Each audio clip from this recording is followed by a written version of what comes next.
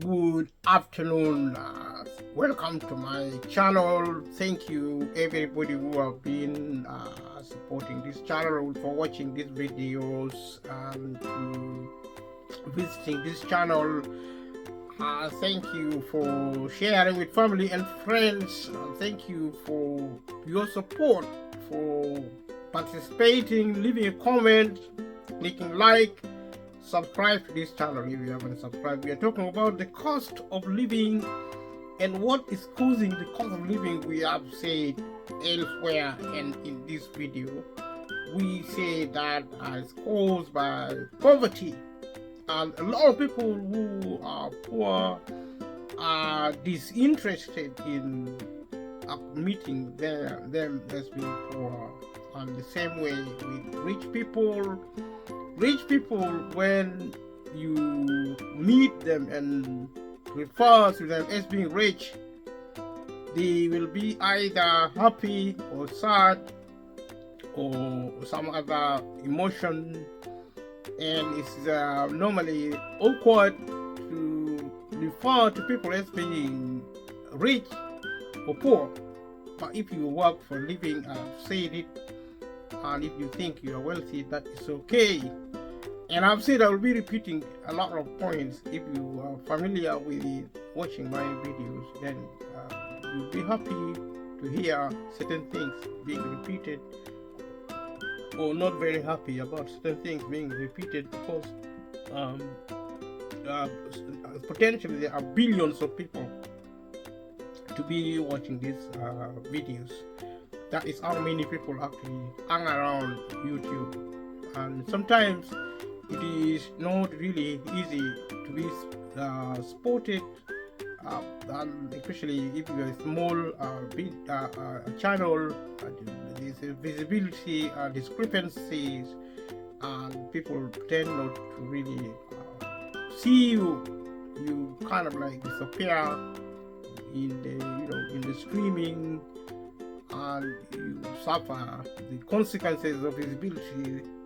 And I've been talking about the cost of living, what's causing it, being poverty. Poverty is created in modern society by capitalism, which actually concentrate wealth in the hands of the few, taking the wealth from the hands of the many, and making the many work for a living or being unemployed. If you're sick, you won't be able to work to earn a living, and if you are jobless, you won't be able to work to earn a living in developed worlds such as in England, Europe, and America. Developed world, mostly you find that there are grants, help given by the government.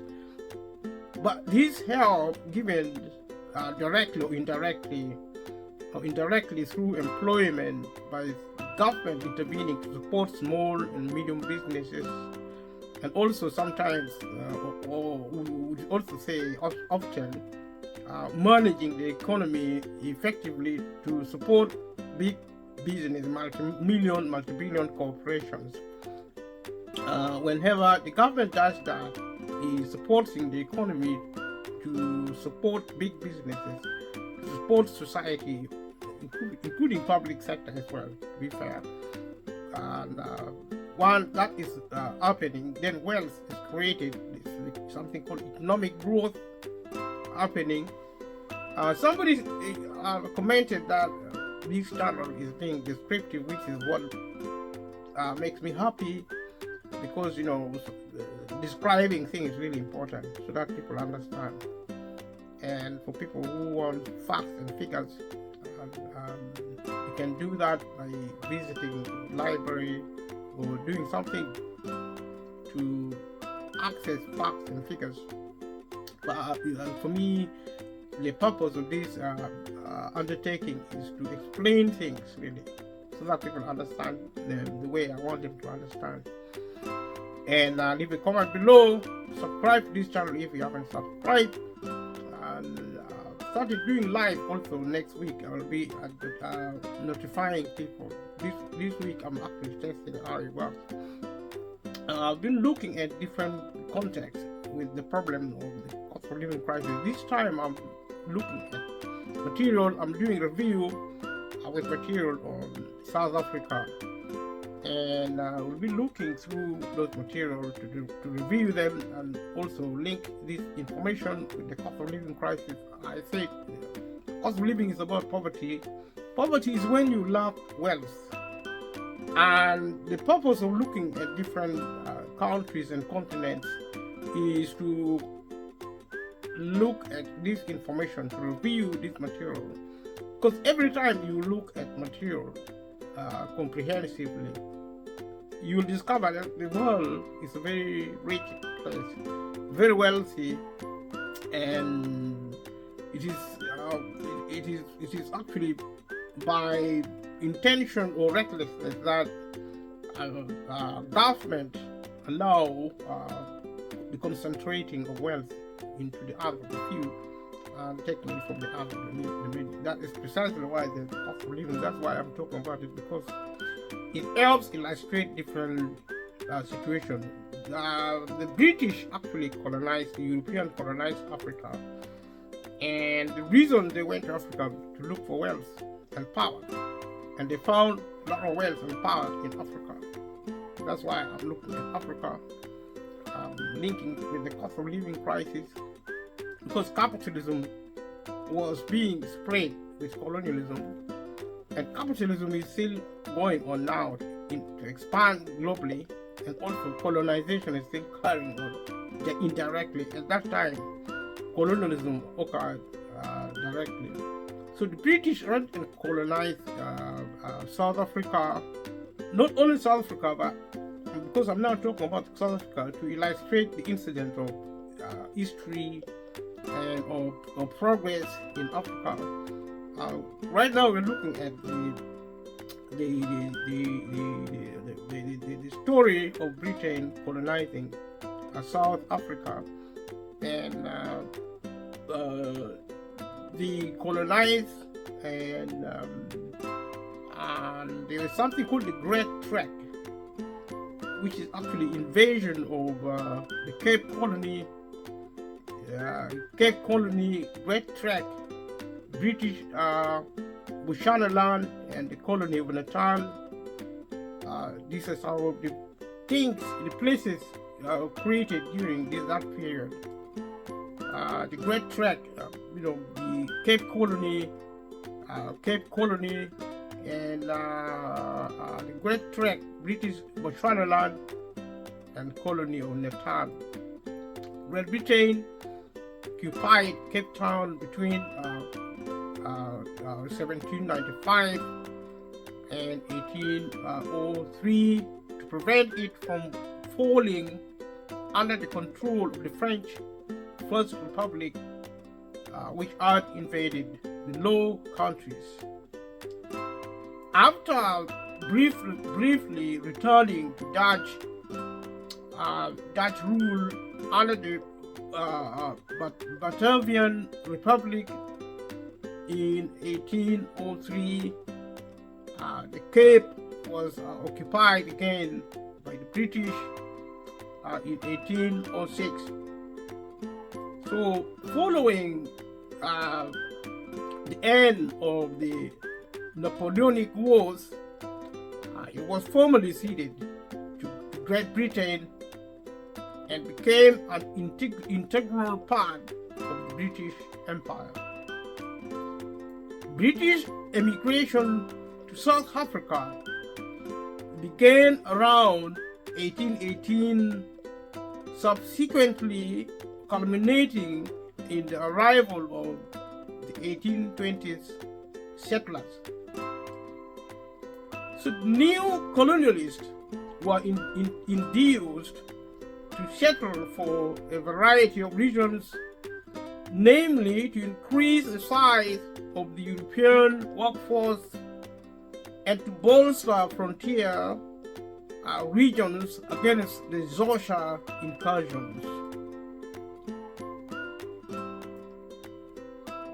Let us look at the depiction of a Zulu attack on a Boer camp in February 1838. In the first 2 decades of the 19th century, the Zulu people grew in power and expanded their territory under their leader, Shaka. You talk about conflict. Shaka's warfare indirectly led to the Macpherson crushing, in which 1 or 2 million people were killed, and the inland plateau was devastated and depopulated in the early 1820s. When there is war, there is also going to be displacement, and people die, property are destroyed and looted. There is always theft. There's always destruction. People always die. Sometimes people die a lot because of colonialism, which was very violent. Imagine if your country or continent was invaded by a greater power than yourself, looking at the impact that would have, including something similar to a crisis, to resemble the cost of living crisis. And like I said elsewhere, and I say it here, if you watch this video, watch it also with the rest of the videos, because most of the information are repeated and they're quite similar, they're connected. They talk about a crisis, and the relevance of the material I'm reviewing is to show that when there is violence, there is also crisis, there is always destruction, people die. The cost of living is similar in that context. And every time there is a crisis, whether it comes because cost of living is created deliberately, and things, a crisis like the COVID-19, some people say it's created deliberately, but that is conspiracy theories. The actual theory is that nobody knows how COVID-19 started. A lot of evidence, information came to say it started from China, a Yuan province, and so it created a global pandemic, a crisis similar to the cost of living crisis. There is war in Ukraine, in the Middle East, between Israel and Hamas. These are all crises. So this is relevant, really. We're talking about cost of living because it's a crisis. Crisis involves displacement, it involves human suffering, it involves a lot of death, a lot of losses. People lose property, such as occurred in South Africa when the British went there and created a lot of havoc. So in the first 2 decades of the 19th century, the Zulu people grew in power and expanded their territory under their leader, Shaka. Shaka's warfare indirectly led to the Mfecen or crushing, in which 1 or 2 million people were killed, and the inland plateau was devastated and depopulated in the early 1820s. So the offshoot of the Zulu, the Matabele people, created a larger empire that included large parts of the Highveld under their king Mzilikazi. During the early 19th century, many Dutch settlers departed from the Cape Colony, where they had been subjected to British control in a series of migrant groups who came to be known as the Bootrekkers, meaning pathfinders or pioneers. Look about people move in the move, and in the process of moving, they clash, they fight, they kill and destroy and create effects similar to the cost of living crisis. And the reason I'm interested to review this material, it points to the behavior of humanity, which behavior actually created the cost of living crisis, which behavior created incidences such as occurred in Africa and other parts of the world, such as still occurring. Behavior of humanity create impacts, some positive, some negative. Colonialism created a lot of positivities and also negativities, but the negativities always outstrip the positivity, because humanity suffer in silence. And I have spoken about culture, valuing humanity as a priority. Our culture is broken. We need to change the way we value humanity, the way we look at people, to change how we treat people. Because if we value somebody, if we value humanity, we don't kill them, we don't destroy their lives, we don't really steal their property. So these people migrated to the future Natal, Free State, the Transvaal regions. The Boers founded the Boer republics, the South African Republic, the Natalia Republic, and the Orange Free State. So the discovery of diamonds in 1867 and gold in 1888 in the interior started the mineral revolution and increased economic growth and immigration. Where there is wealth, there is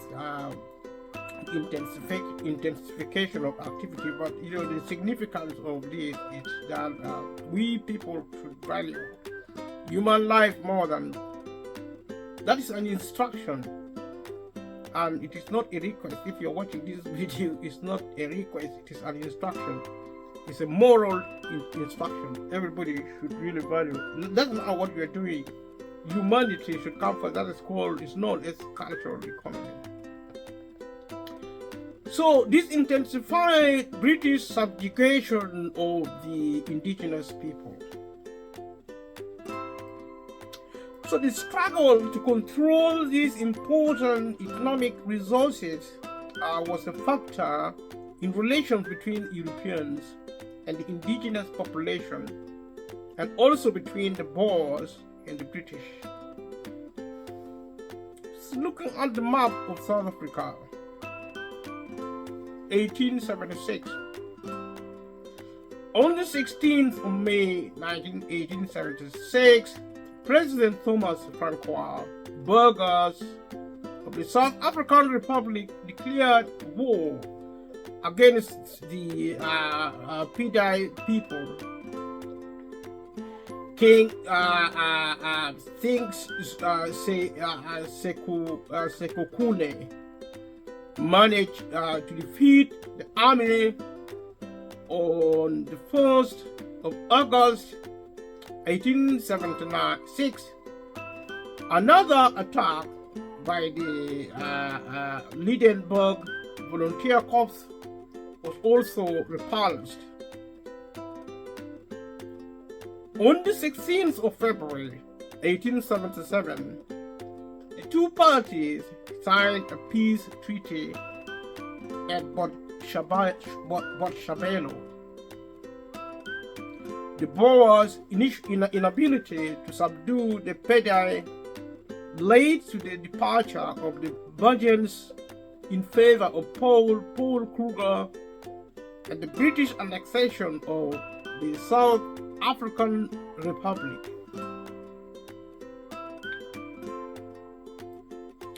In 1878 and 1879, 3 British attacks were successfully repelled until Garnet Wolseley defeated Sekukune in November 1879 with an army of 2,000 British soldiers, Boers, and 10,000 Swazis.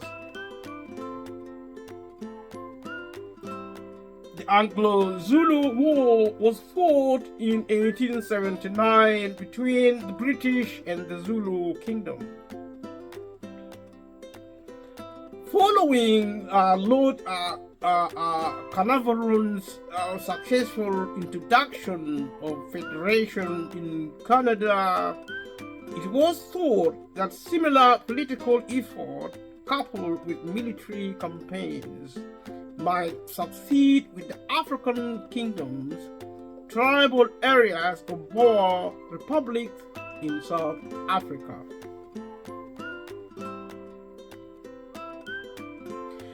In 1874, Henry Bartle Frere was sent to South Africa as the British High Commissioner to bring such plans into being.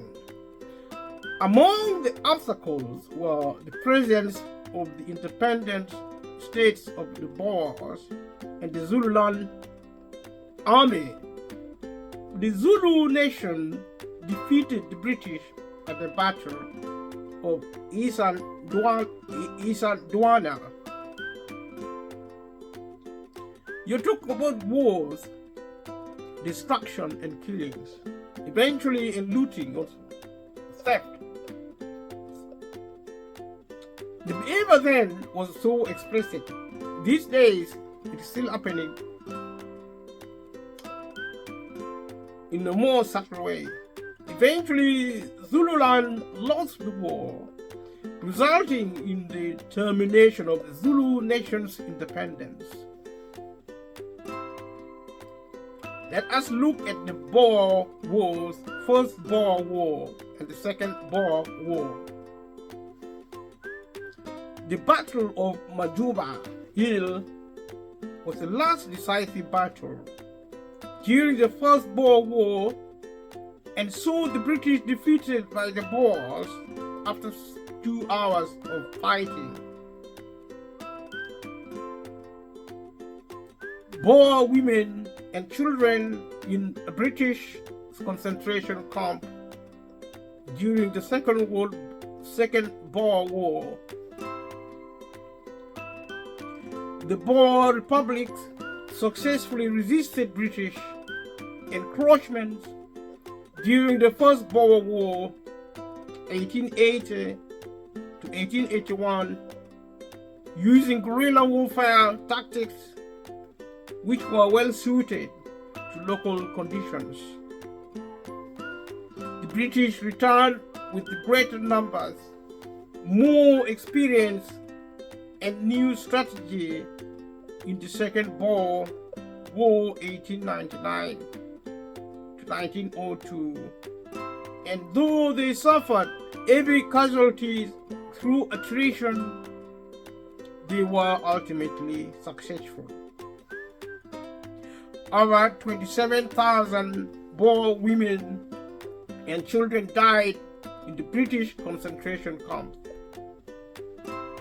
South Africa's urban population grew rapidly from the end of the 19th century onward. Over 27 Boer women died after devastation of the wars. Dutch descendant Boer farmers fled into cities from the devastated Transvaal and Orange Free State territories to become the class of the white urban poor. Let us look at the independence of the Union of South Africa military history of the South Africa during World War I, and military history of South Africa during World War I. Talking about the wars, talking about the invasion of countries, the murders, also talking about dispossession, stealing, killing, displacement. At that time, the same with the cost of living crisis, talking about crisis under capitalism, colonialism, the violence in Africa, in South Africa, was actually in the process of expanding capitalism. Anti-British policies among the white South Africans focused on independence. During the Dutch and the British colonial years, racial segregation was mostly informal, though some legislation was enacted to control the settlement and movement of indigenous people, including the Native Location Act of 1879 and the system of pass laws. 8 years after the end of the Second Boer War and after 4 years of negotiations, the South African Act 1909 granted nominal independence while creating the Union of South Africa on the 31st May 1910. The Union was a dominion that included the former territories of the Cape, Transvaal, and Natal colonies, as well as the Orange Free State Republic. The Natives Land Act of 1913 severely restricted the ownership of land by blacks. At that stage, they controlled only 7% of the country. The amount of the land reserved for indigenous peoples was later marginally increased. Still talking about displacement, people moving from their land, outside of their land. Talking about capitalism, under colonialism, imperialism, happened then, still happening now. Similar to the cost of living crisis, which is a crisis similar to what happened then and still happening now. The same continuing factor is capitalism and its expansion, and also globalization, which is actually the master plan to globalize capitalism, such is happening now even today as we speak in South Africa and the rest of Africa, a global phenomenon. So we say the Union was a dominion that included the former territories of the Cape, Transvaal, and Natal colonies, as well as the Orange Free State Republic.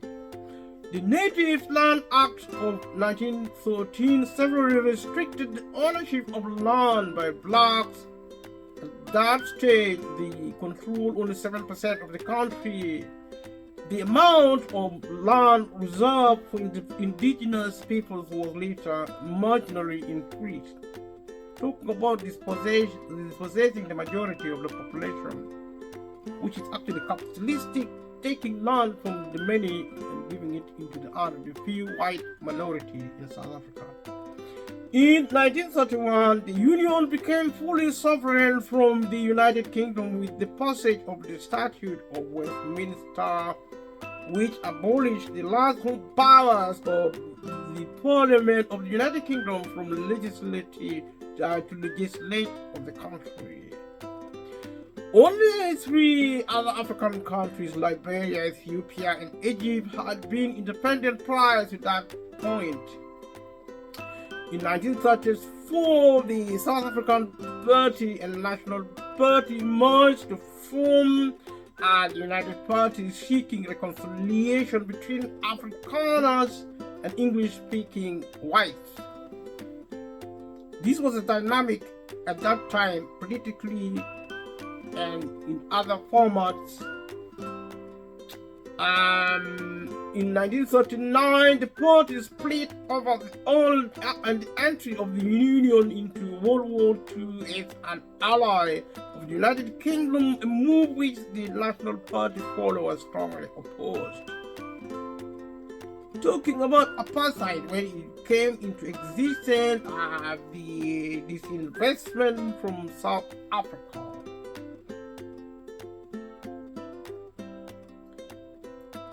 For use by white persons, apartheid signed in East English and Afrikaners. So the segregation by the few powerful whites in South Africa as against the black majority in South Africa. So in 1948, the National Party was elected to power. It strengthened the racial segregation begun under the Dutch and British colonial rule. Taking Canada's Indian Act as a framework, the nationalist government classified all peoples into three races: whites, blacks, Indians, and colored people of mixed races, and developed rights and limitations for each. The white minority, less than 20%, controlled the vastly larger black majority.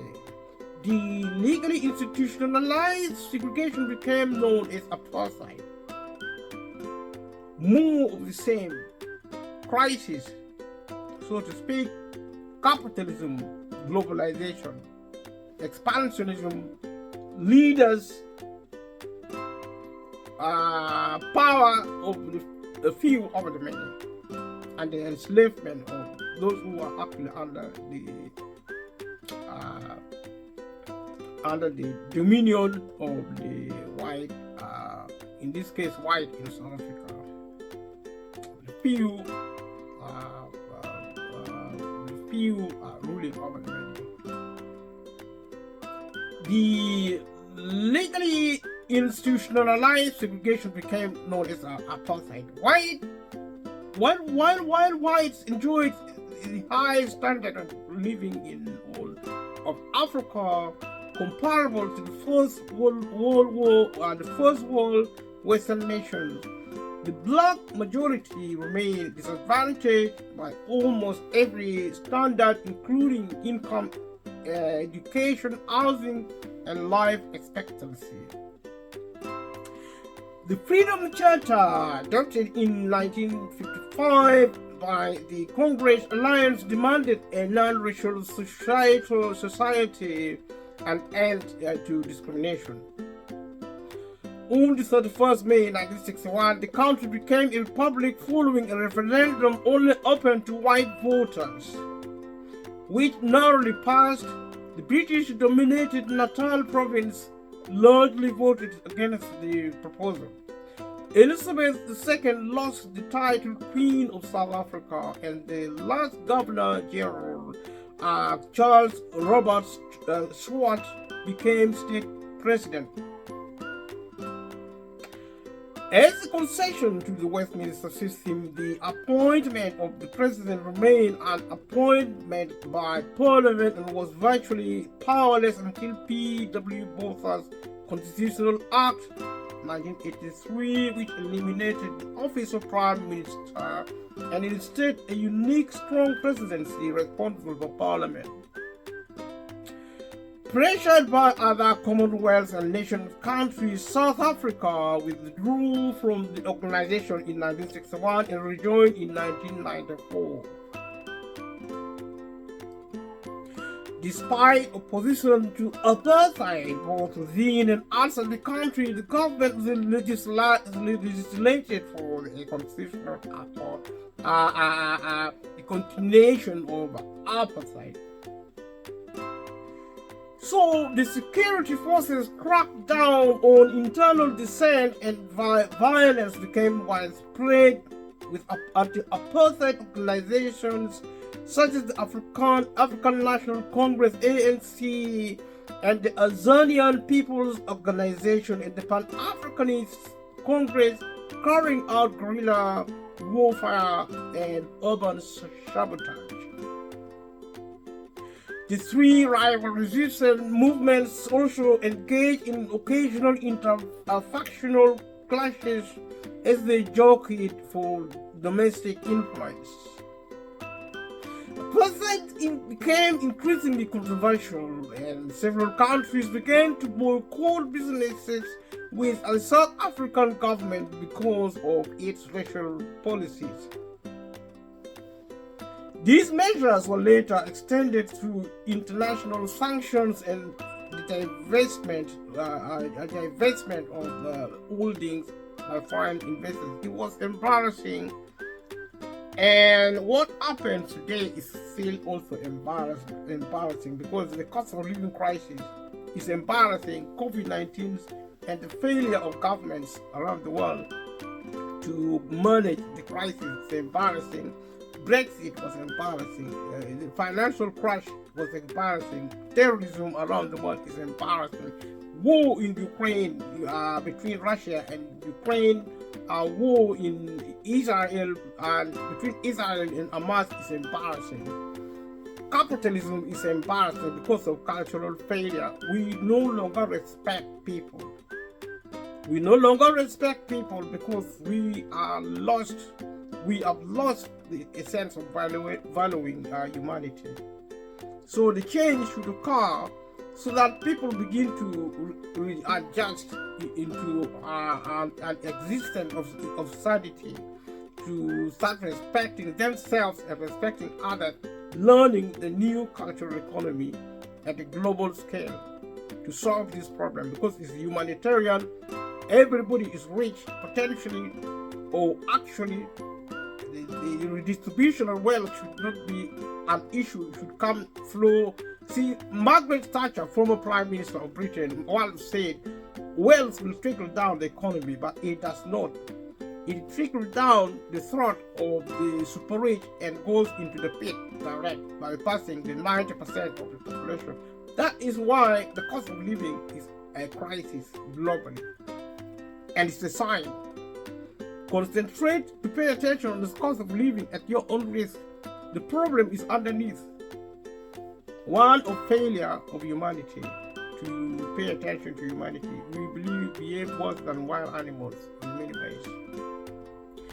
Let us now look at post-apartheid South Africa as in the history between 1994 and the present time. F.W. de Klerk and Nelson Mandela shake hands in January 1992. Looking to review this material in order to illustrate the incidence of capitalism, which is the cause of the cost of living crisis in the globe. The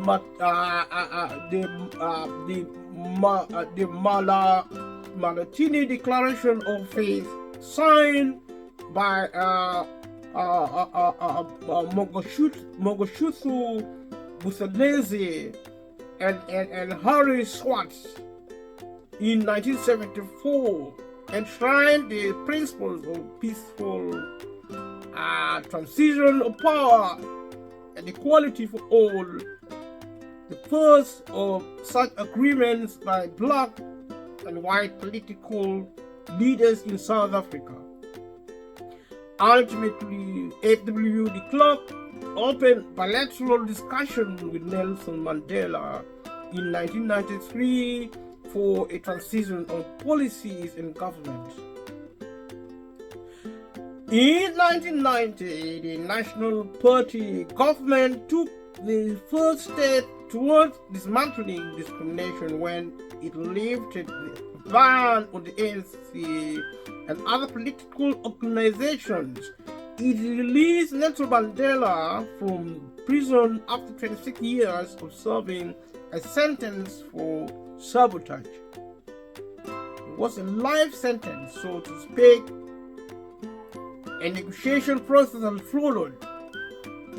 With approval from the white electorate in a 1992 referendum, the government continued negotiations to end apartheid. South Africa held its first universal elections in 1994, which the ANC won by an overwhelming majority. It has been in power ever since. The country rejoined the Commonwealth of Nations and became a member of the Southern African Development Community. This is capitalism in the move. In history, recent history,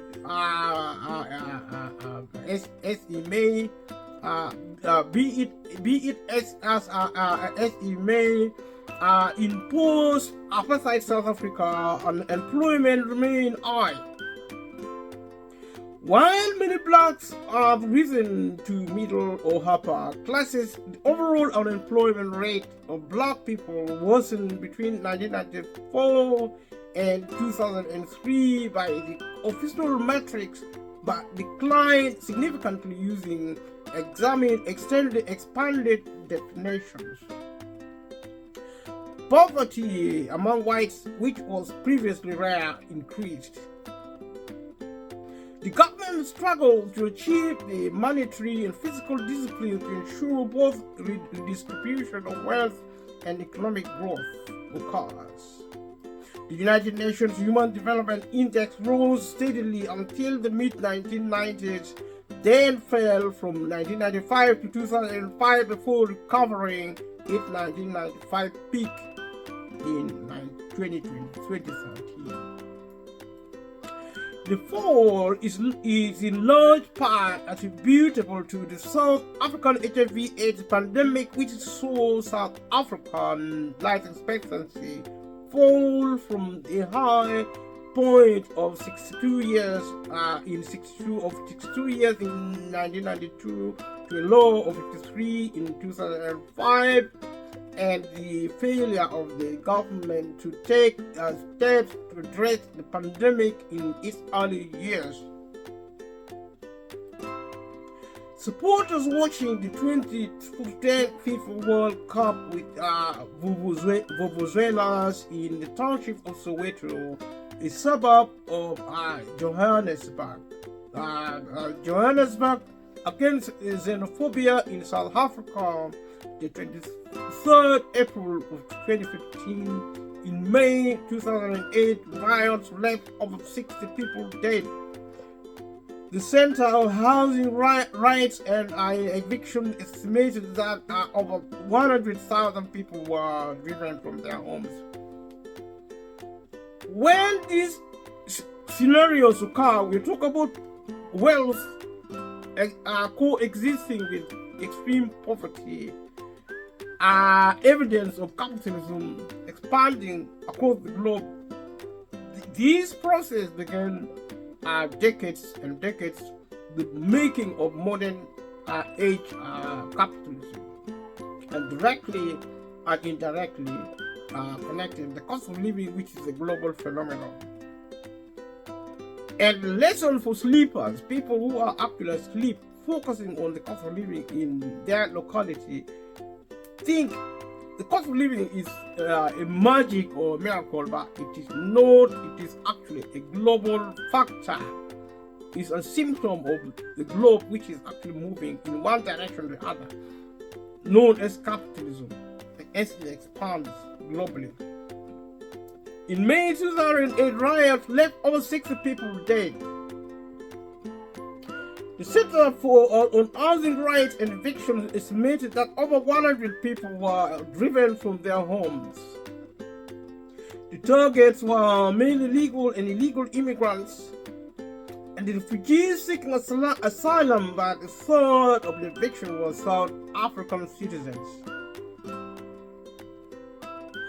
In a 2006 survey, the South African Migration Project concluded that South Africans are more opposed to immigration than any other national group. The talk of the United Nations High Commissioner for Refugees in 2008 reported over 200,000 refugees applied for asylum in South Africa, almost 4 times as many as the year before. These people were mainly from Zimbabwe, though many also come from Burundi, Democratic Republic of the Congo, Rwanda, Eritrea, Ethiopia, and Somalia. Competition over jobs, business opportunity, public services, and housing has led to this tension between refugees and host communities.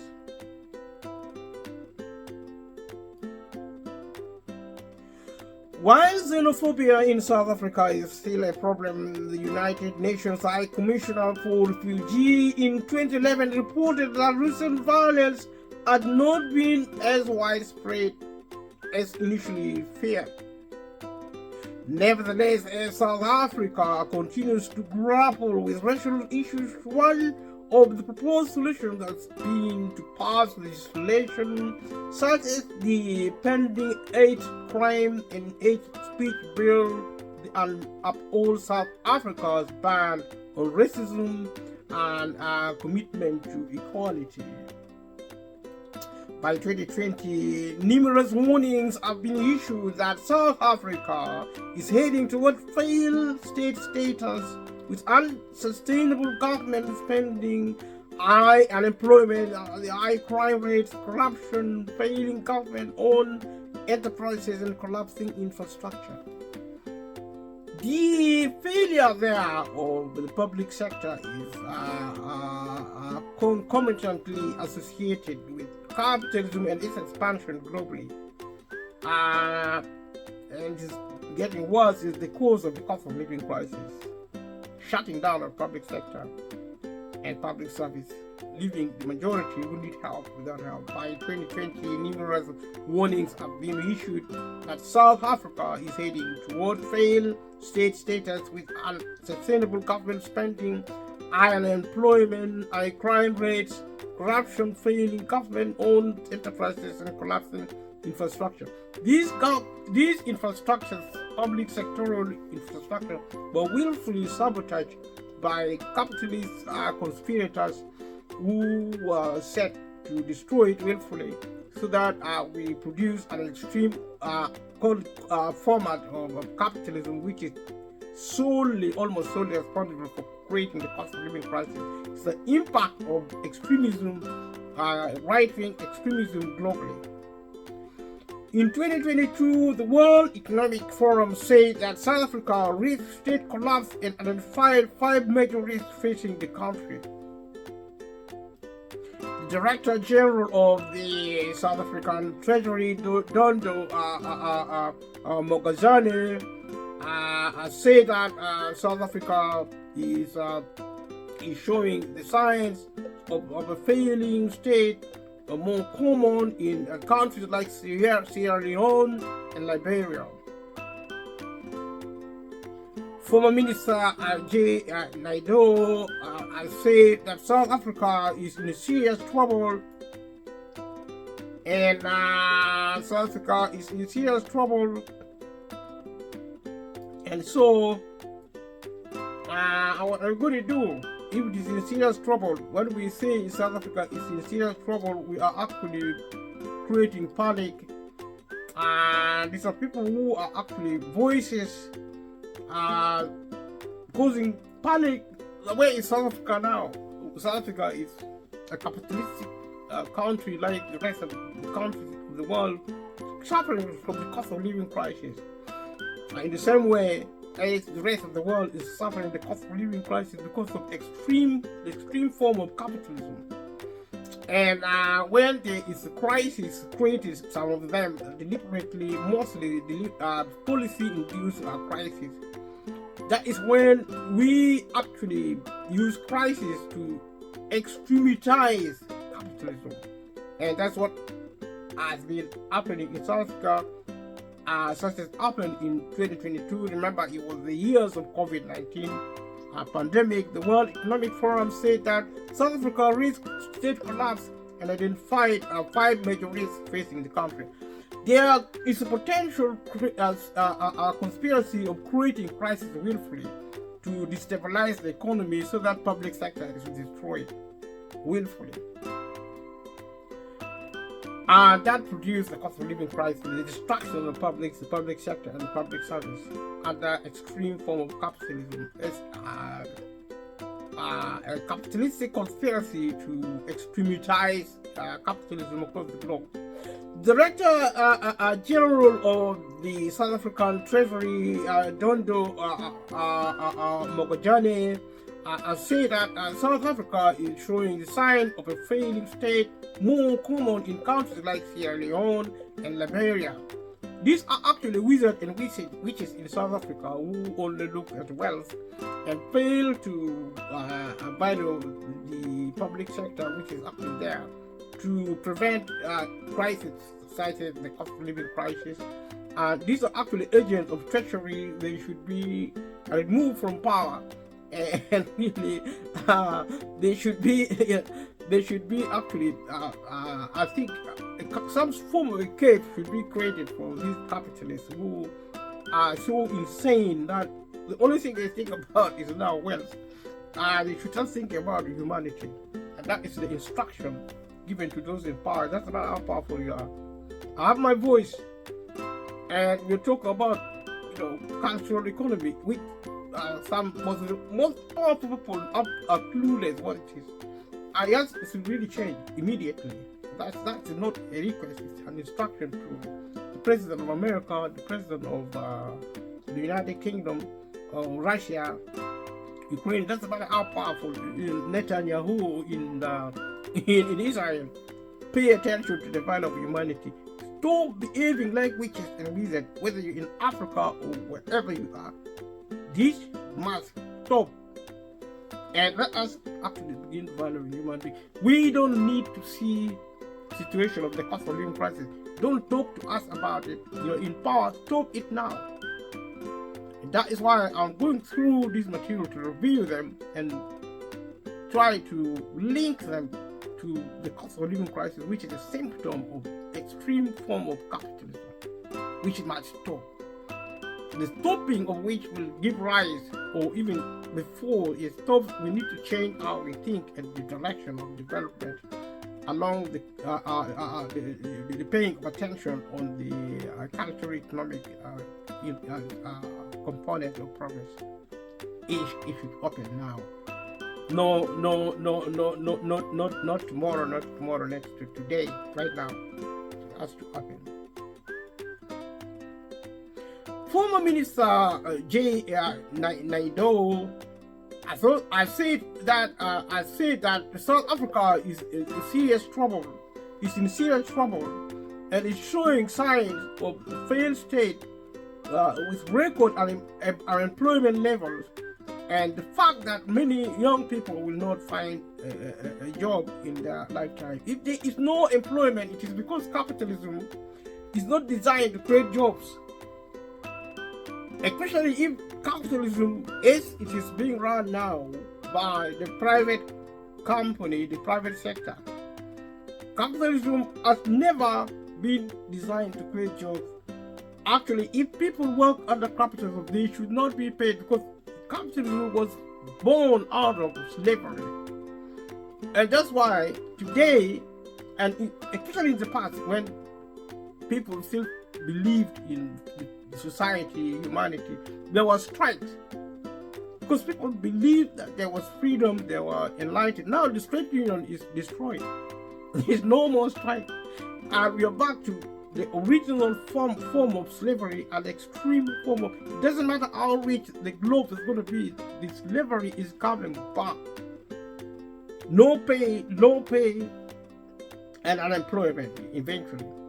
The people who are now boasting of being middle class workers are doomed, because there will be no work.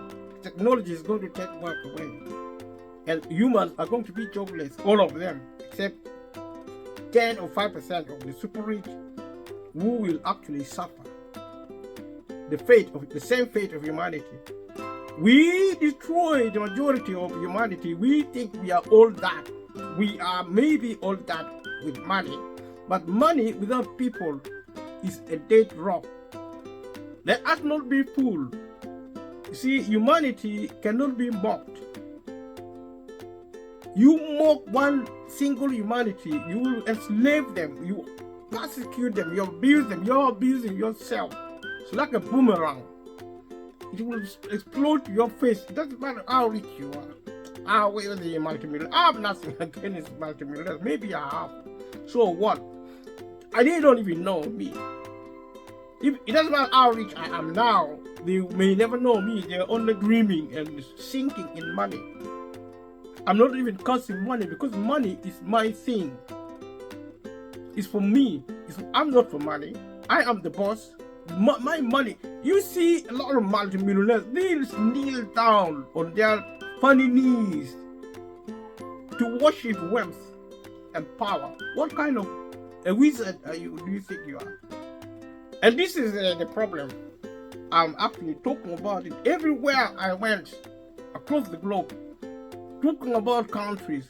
The problem is the same.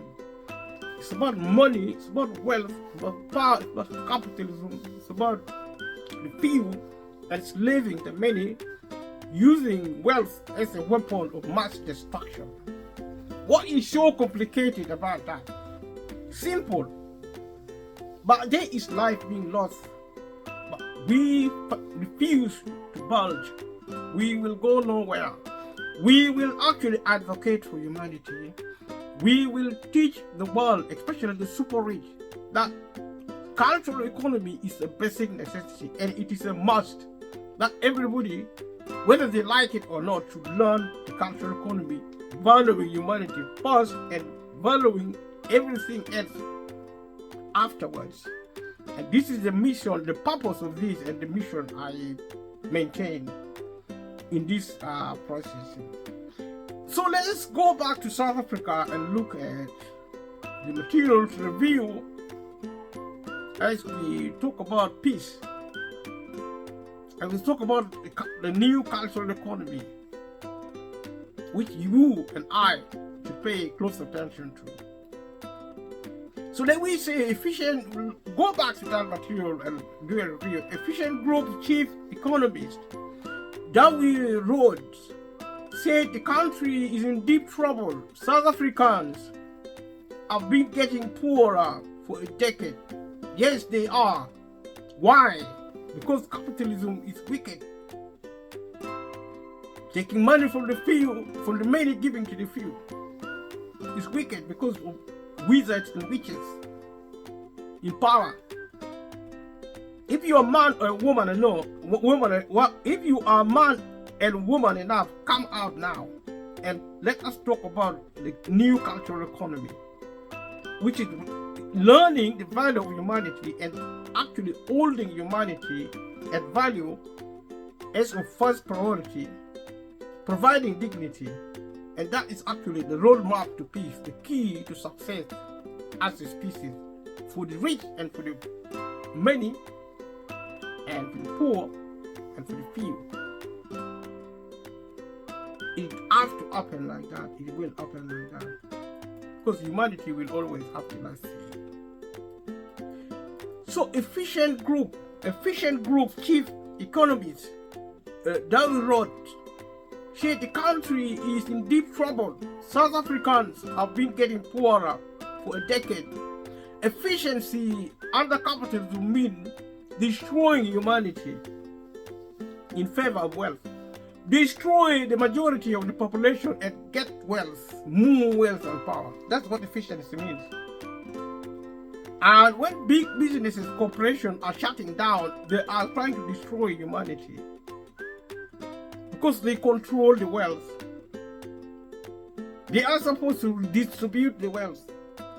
When they have had enough, they distribute the rest, redistribute the rest. But they shut the doors. They take all the wealth to themselves and shut the rest of the world. The 90% are excluded from wealth, to destroy, to kill, and to steal from them.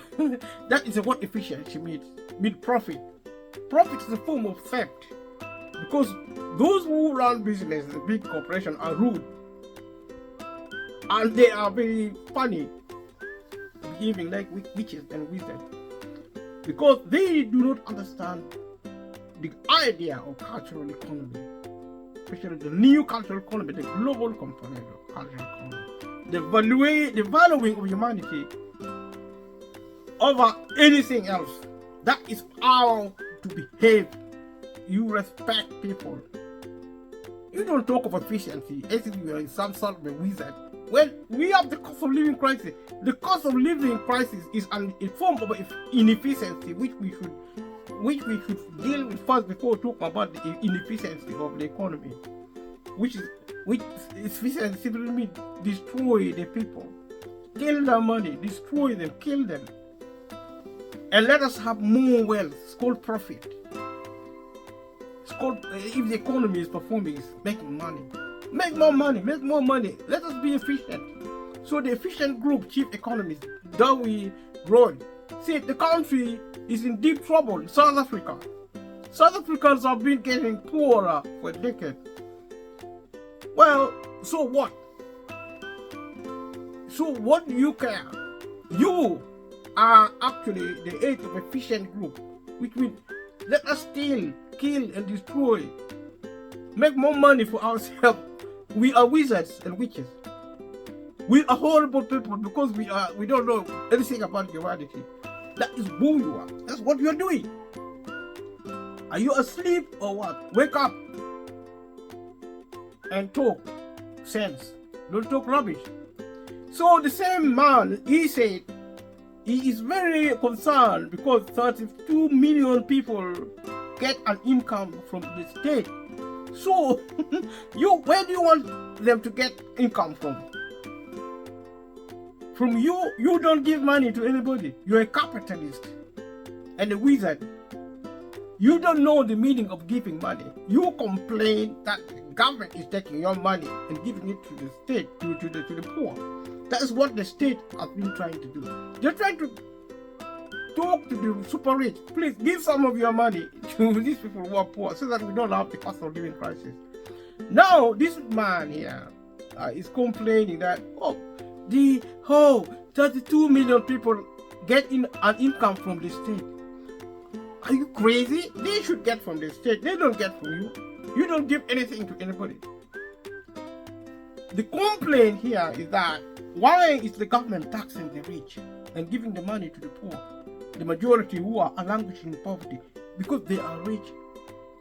They don't want their money to be touched. And the government should have shut them down. Globally, the global government should have shut the rich for 6 months in prison and take all their money and distribute it to poor people so that we stop the cost of living crisis, get people out of poverty and give the money back to the rich. They will still wake up from their deep sleep and become rich again. So what is wrong with them? Always complaining, talking rubbish. The state cannot afford this anymore, he complains.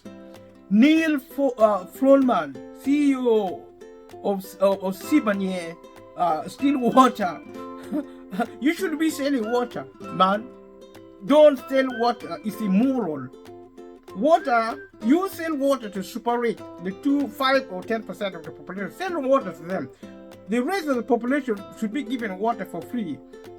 And stop complaining if the government try to take some money from you via taxation and giving to the poor. Say amen to that. Thank the government. Don't persecute the government. Government which is trying to do the right thing. Bringing social justice. Wicked people like these kind of people complaining. You know, the state cannot afford this anymore.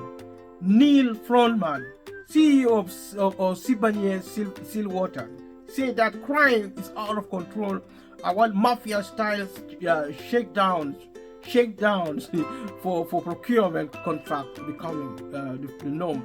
How ridiculous! You are the thieves. You capitalists are the thieves.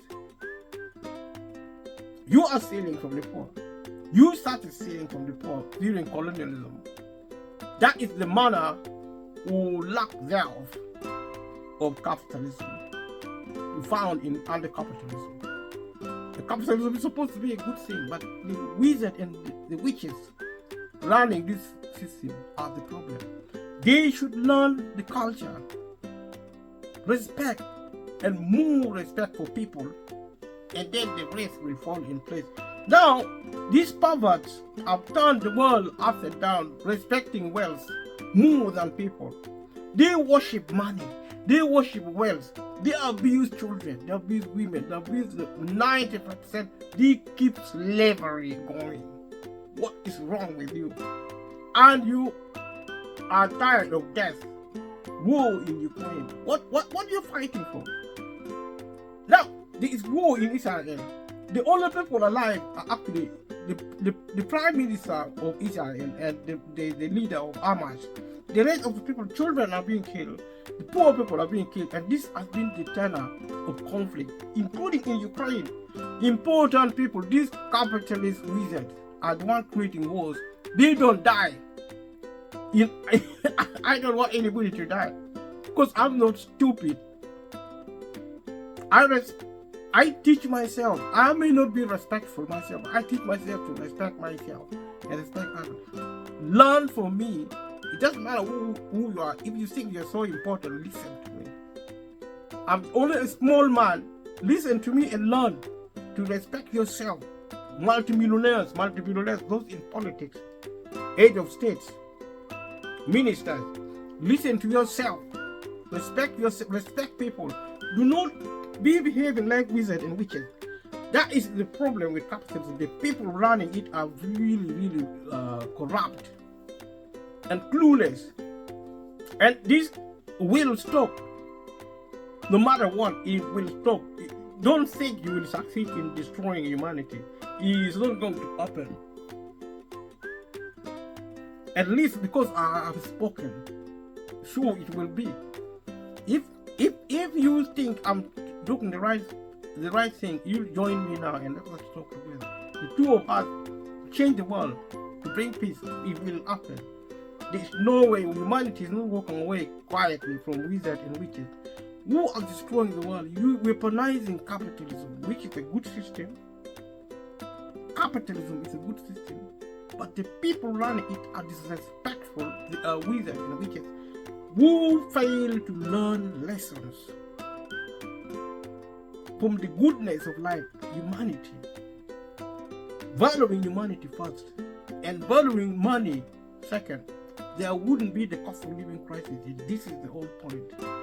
Well, this is where it all starts. And that is also where it ends. And listen to me. Right. So they say government leadership has created this problem and they are doing nothing. Maybe they are doing nothing. Maybe they are doing something. If they're doing the wrong thing, they shouldn't do anything. Government should just go to sleep until the government and the people. There's nothing wrong with the government. The people in government is the problem. If they are clueless, go and sleep. Go on holiday. Just disappear. Let people who respect humanity, people who respect people, who value people, take over to bring peace. So the government can't deal with it because it goes against their ideology. So what is their ideology? You know anything about ideology, tell me. Professor Eddie Maloka from the Institute of Risk Management. What is risk? How do you manage risk, my people? The risk is actually death of humanity, death, theft of their world, dispossessing them. That is the risk. It should be managed. If you are clever, manage. Don't kill people. Don't steal their wealth. Okay? Don't destroy their life. Disrespect is the risk. Start valuing humanity. Valuing wealth and money more than humanity is not risk management. You twisted and perverted individuals have turn the world upside down. Risk management means managing the risk of humanity, not wealth all the times. Risk management, taking money from the many and concentrating it in the hand of the. Is that risk management? What kind of risk are you talking about? You know nothing. You should shut up and be quiet. Go to sleep. And let us talk sense. Professor Heidi Maloka from the Institute of Risk Management, the ANC, has left us in a mess. Who cares? Risk manager, who cares? Where is your money? Where did you put your money? Professor Heidi Maloka. Professor Heidi Maloka from the Institute of Risk Management. How many risks have you managed today? Talk to me. If you listen to this video, how many risks have you managed? What do you call them? Money, efficiency saving, profit, looting, plundering the world resources, killing people, shedding many bloods, taking from the many, giving into the hand of the few, perverts. Take money from the few and give it to the many. That is what redistribution means. That is what risk management means. You're risking your own life by committing suicide, abusing humanity, by managing the wrong thing. Get your priority right. The first priority is managing the risk of human destruction. Let us not kill people. Let us not shed blood. The cost of living crisis is evidence of that. You know nothing about risk management. You should go to bed and sleep. And don't talk rubbish. Do not even open your mouth. Just shut up. So they say, they have turned their crisis into ours. Which means you are an alien. You know nothing about us. This is our risk, our crisis, yes. It's not yours. You are an alien. We are the humans. We manage our risk. It's our crisis, yes, the cost of living included. It's our crisis. So get out of our way. Let us do our human thing. You do your alien thing with your fellow aliens, killing, destroying, looting, and not even valuing people. Because you are not human, you are aliens. So shut up and let real people speak, doing their own thing, managing their own crisis. After all, it is not yours. Government has collapsed. So what? It is our government in areas across the country. So you are crying wolf. You don't know anything about government. Whether it collapses, whether it doesn't collapse, it's none of your business. So be quiet. You are an alien. Let us, human, do our business because we know what we're talking about. This is our world. We may be many. We may be oppressed, but only for a while. We are coming back at you, you aliens. We are coming back at you. We're going to take over control. But before we do that, we have to clean up our own houses. Clean our own mess. Learn, respect, value people. Learn, have manners, people. Have manners. If you are suffering the cost of living crisis, the first part of call is have manners. Behave yourself. Stop behaving like a witch and wizard because you are poor, because you work for a living, because you are a slave. What benefit do you get from being a slave and behaving as if you are an idiot? Behave well. I mean, just respect your poverty, respect your unemployment, respect your slavery. You're being a slave victim. Respect yourself.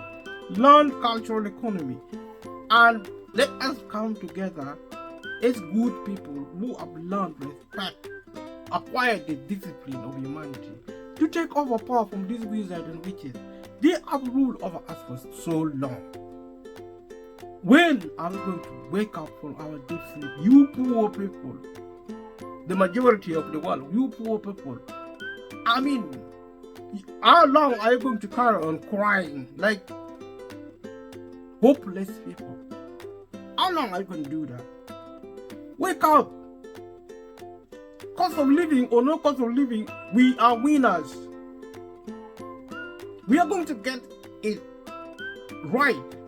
Where, these people are few. And they have actually stopped their ears. They no longer listen to anybody. That is the reason of their downfall. And let them disappear. After all, they have refused to listen. They have refused to attain respect for humanity. And this is the whole point. They have refused. See, they think they are so smart. They are not smart at all. They are just thieves. They have started looting since colonialism, even before that. Promoting something called capitalism is not a bad thing. The people at the top are like fish, which rots from the head, and they are failed because we, the people of the world, are speaking. You see, you may oppress us, but we are not going to go quietly, and we are not going to go anywhere. You have to fall in line and learn the cultural economy today. If you don't, then you're going to vanish. You're going to disappear. Because you are nothing. You may be rich. You may be multimillionaires. I don't despise wealth. I don't despise people. If you are multimillionaire, if you are rich, if you are human, welcome. Have your money, have your wealth. I won't disturb you. But if you have turned from human into an alien, then you are in trouble. Doesn't matter how poor the rest of the world is, they will catch you. Be afraid. Start running. Hide your money if you want, we will get it. Go and hide your money as much as you like. We are going to get your money. You're not going to go nowhere. I say this, and if you are watching this video, join me. Let us speak sense into these wizards and witches who bother us, who burden us with every burden, with every weight. And we are not, we have cried for so long. For many years, we have stopped crying now. We are going to stop crying and start laughing at the rich who are aliens, smiling at the rich who are humans. Because you see, there is hope. In as much as the slave has, these aliens, these non-humans, there are also humans among them. They are our representatives. They are rich. They're multimillionaires. We will connect with them. But I don't like poor people who behave like funny aliens. I mean, if there are aliens among the poor, start learning humanity, the value of humanity, and turn from an alien, become human, a poor one, and let us work together and let us meet our brothers and sisters at the height of power who are also human. This battle is between aliens and human beings. We are getting rid of outer spaces unless they respect us, unless they turn from being aliens into humans. We have had enough. It is time up. Let us get on with it. Let us look at this material to review it, to see what some of these people are talking about. So they say, they have turned their crisis into ours. Yes, we have. Government has collapsed in areas across the country. Yes, it has. But we will be back. Wait for us. If you are an alien, we will be back. Wait for us. No peace for the wicked. Wait for us. All we're asking for, stop and change from being an alien to becoming a human being. The sooner the better. It doesn't matter how powerful you are. Your time is up. We are coming to get you. We may be poor, but we are many. And you're not going to destroy us if you think you are. Then you are better think again. Because you are definitely wrong about us. So what are we going to say? We're looking at this. We're looking at this material to review this material. So what do they say? They say we are seeing inner cities collapse and degenerate. Yeah, we see it as well. We are sad about cities. We are sad about the collapse of cities. We are sad about the degeneration of cities. But we are here to stay. We are going to take these cities and turn them upside down. We will regenerate them. We will inject new life into these cities. And this city will shine. They will sit on high hills, on mountains, and they will shine like bright light once more again. This world is going to rise and shine again. A brother from another mother once said, "Let us make America great again." He was right. But he always said that America is already great. We are going to make these cities great again. The inner cities, which is now collapsing, will rise again. Whether they are in South Africa, whether they are, this is our city. We are humans, and we are coming to get you. You people who have destroyed, who have turned the world upside down to destroy our worlds, we're going to get you. If you don't change your manners and become human quickly, respecting humanity first, and then respecting our cities, and then respecting our health, our wealth, our prosperity, learning cultural economy, pushing onto the developmental front, making our world great and better again.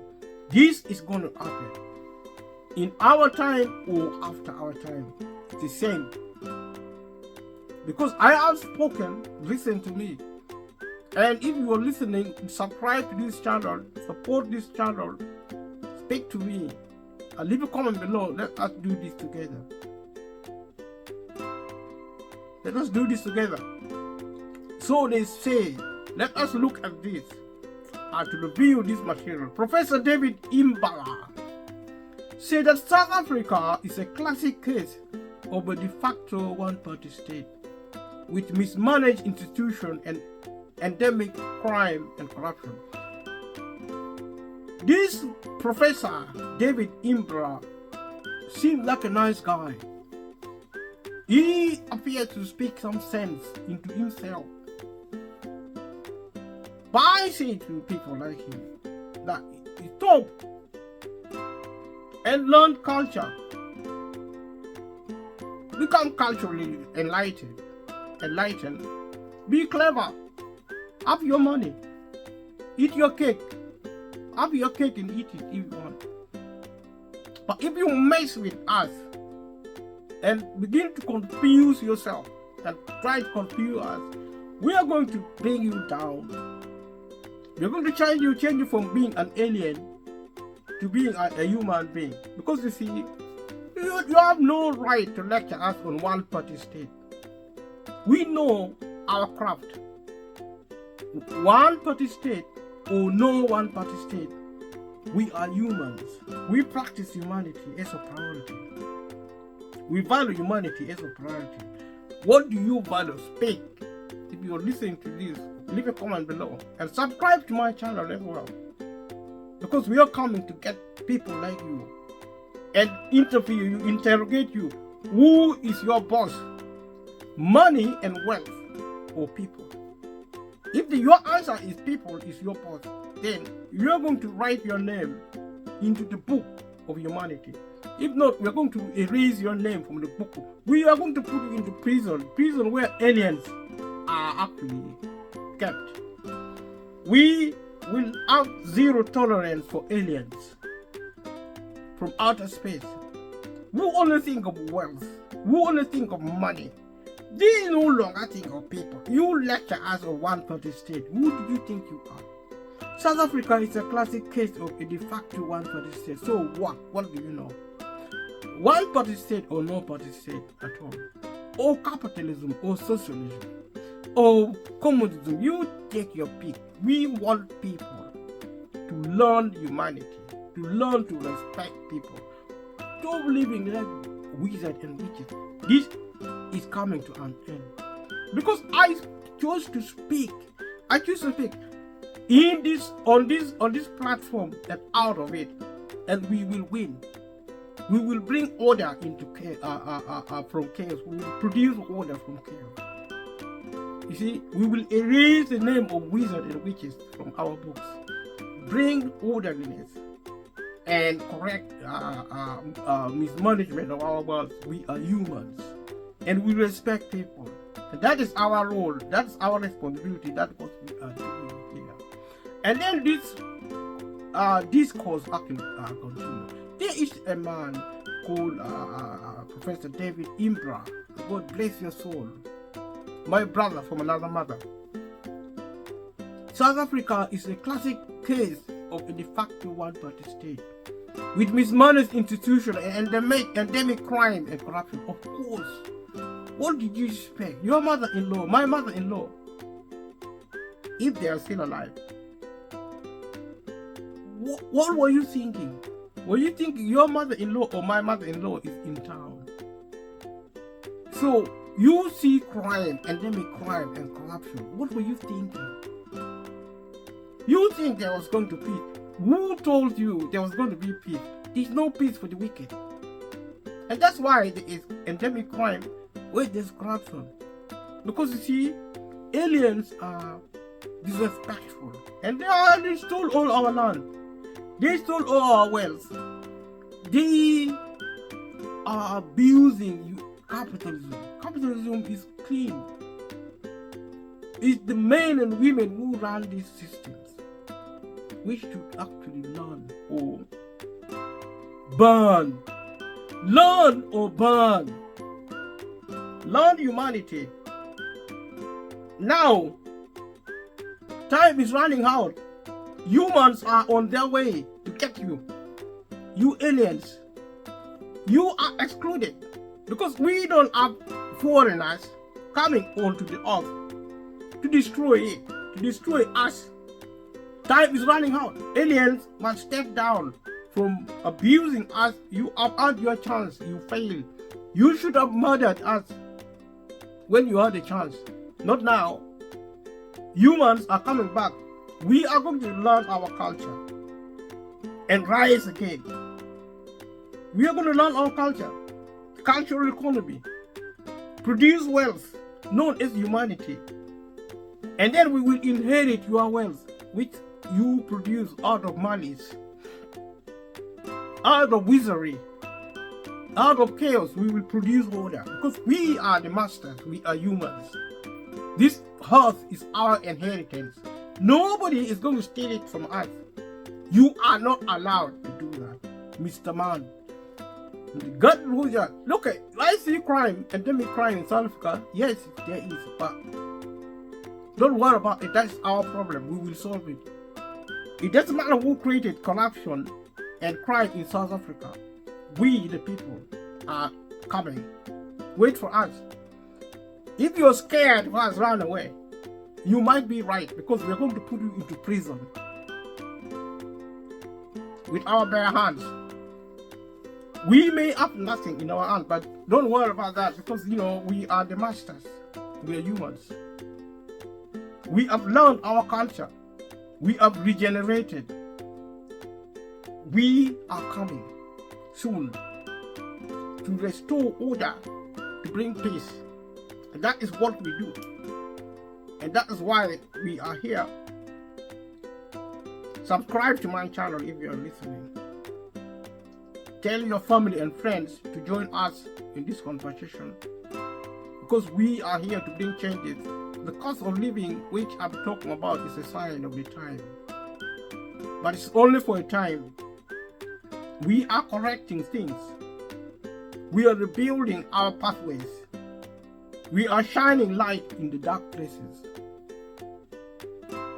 We are providing inheritance for our generation, for our age, and for the age to come. We are winners. We are not losers at all. We are humans.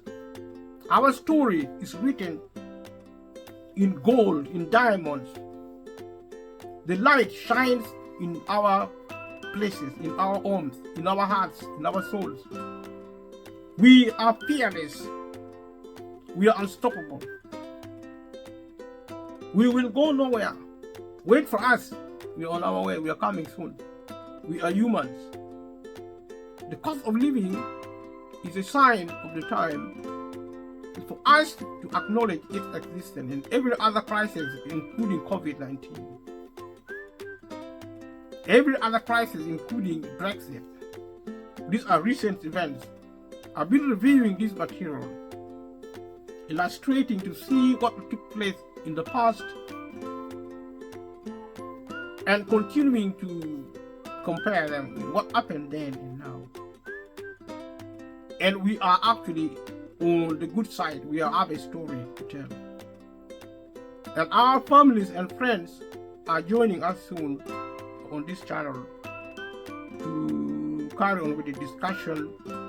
And we're looking at every element of every material available, whether they are online, whether they're on land. We are examining every situation carefully, and we are rebuilding our pathways. We are actually recreating humanity, and we are regenerating. We are destroying the tenets of wickedness. We are actually cleaning up our states and our estates. We are eliminating crime, including murder, including you name it. We are getting rid of that. We are the people. We are learning our culture. We are learning to put humanity first. We are learning the mode of regeneration. We are here to stay. We are coming soon. In May, let us conclude. Let us just finish this section of our work. In May 2023, the executive chairman of Signia, Magda Vexkar, said that warnings of South Africa becoming a failed state are lagging reality. We are already there. So what? If you are there, you stay there. And don't go anywhere. Stay there. You are already there. You are actually mocking South Africa.